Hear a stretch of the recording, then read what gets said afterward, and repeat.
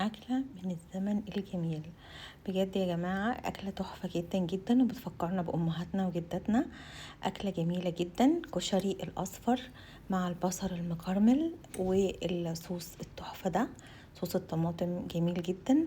معاها بتبقى وجبة لطيفة جدا جدا من غير لحمة ولا فراخ ولا كل بقى الليلة دي بقى، يعني نريح شوية من الأكل اللي هو المعتاد وندخل بقى في الحاجات اللي هي يعني نغير شوية كتغيير، ومش كل حاجة بروتينات.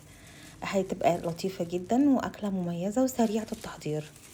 احنا عندنا هنا 3 كوبايات من الرز المصري المغسول والمصفى. في انواع ما بتحتاجش تتغسل، بس طبعا في انواع تانية لا، نشطفها شطفة كده ونصفيها. 3 كوبايات رز مصري مع كوبايتين من العدس الاصفر، برضو بنديله شطفة كده ونصفيه. ونحط كل حاجة في الكيس الحراري. انا هنا استخدمت الكيس الحراري لاسباب، يعني ان هو مش الكمية مش هيلزق، يعني الكمية تطلع كلها يعني مظبوطة، لا حلة هتلزق ولا حتى لو تفعله برضو بتتحروق من تحت او بتبقى ناشفة من تحت. لا، دي كل الكمية مفلفلة ولطيفة جدا جدا. بعد كده بنحط ملح والفلفل الاسود والكمون، ملح وفلفل الاسود طبعا على حسب الرغبه، والكمون معلقه، نص معلقه كبيره، معلقتين من الزيت النباتي او ممكن معلقه واحده كبيره، وبنقلب الكلام ده كله مع بعض. زي ما قلت لكم الكيس الحراري هيضمن لي ان الكميه كلها موجوده معايا، مفيش حاجه اتحرقت، مفيش حاجه لزقت. وكمان في نفس الوقت برضو ان هو سهل جدا، وخلاص هنحطها في الفرن والموضوع يعني سهل يعني. بعد كده بننزل بالمية السخنة، بنغطي الرز بمقدار سنتي ونص زي ما بنعمل مع الحل عادي يعني. تمام. بنغطي الكمية كلها وبنقفل الكيس الحراري. طبعا طريقة الكيس الحراري دي يا جماعة جربوها، فعلا جميلة جدا، وبيطلع الرز هنا مفلفل، مفيش احتمال خالص ان هو يعجن طالما التزمنا بمقدار المية. هنا لقيت المية ما غطتش الرز قوي، فقمت زودت تاني مقدار سنتي ونص، يعني زي ما متعودين بنعمل في الحلة العادية. تمام. بعد كده بنقفل الكيس الحراري بالجزء اللي هو جاي مع الشريط اللي جاي مع الكيس الحراري، و اهو ده الشريط اللي جاي مع الكيس الحراري بنقفل بيه. وبعد كده نقفل باحكام يعني. وبعد كده بنجيب صينيه، اي صينيه عندنا، اهو ده الشكل اهو. بصوا الميه مغطيه اهي سنتي ونص، بنحطه في اي صينيه عندنا، وبنحط برضو شويه ميه تانيين علشان ما يعني ما تتحرقش الصينيه، ما تتحرقش يعني. وبندخل بعد كده الفرن على رف أوسط درجة حرارة 180 حوالي 25 ل 30 دقيقة حسب الفرن عندكم. نيجي بقى نعمل هنا الصوص اللطيف بقى بتاعنا.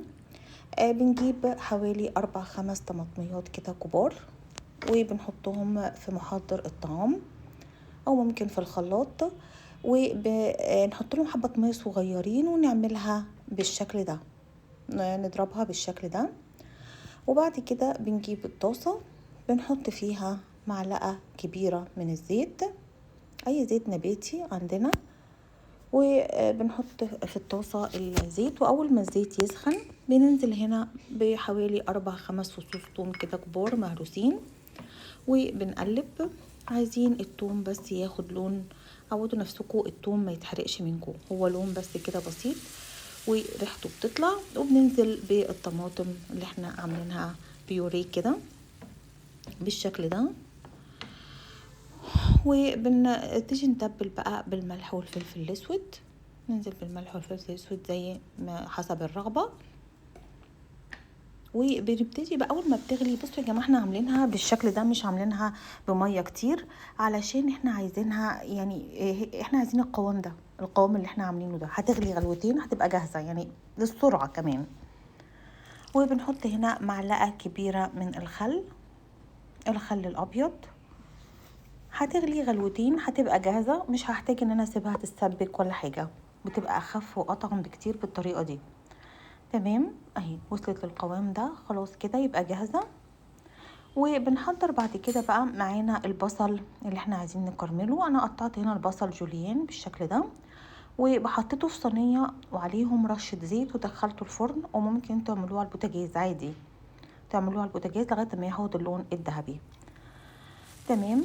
هنا فات نص ساعه، 25 ونص ساعه، وفتحنا الكيس. بصوا يا جماعه فعلا مفلفل وجميل جدا، الكميه كلها ببركتها كده، مفيش حاجه اتحرقت تحت او نشفت مننا، وفعلا بيبقى مفلفل مضمون النتيجه ان شاء الله طالما التزمنا بكميه الرز وكميه العدس وكميه الميه. وبرده ميزه الكيس الحراري ان العدس ما بيسحش، يعني كانت مش بيعجن، يعني فاهماني؟ يعني كان عيب الاكله دي ان الرز ان العدس يعجن مع الرز. طبعا الطريقه دي بتخليه ما يعجنش خالص. وبون ابيتي يا جماعه، جربوها فعلا جميله جدا. في ناس بتقدم معاها الصلصه دي، في ناس بتقدم معاها البيض المسلوق، وهي اكله بعيد عن اللحوم ولطيفه جدا في نفس الوقت ومغذيه. جربوها يا جماعه، وبون ابيتي. اشوفكم الفيديو الجاي ان شاء الله. مع السلامه.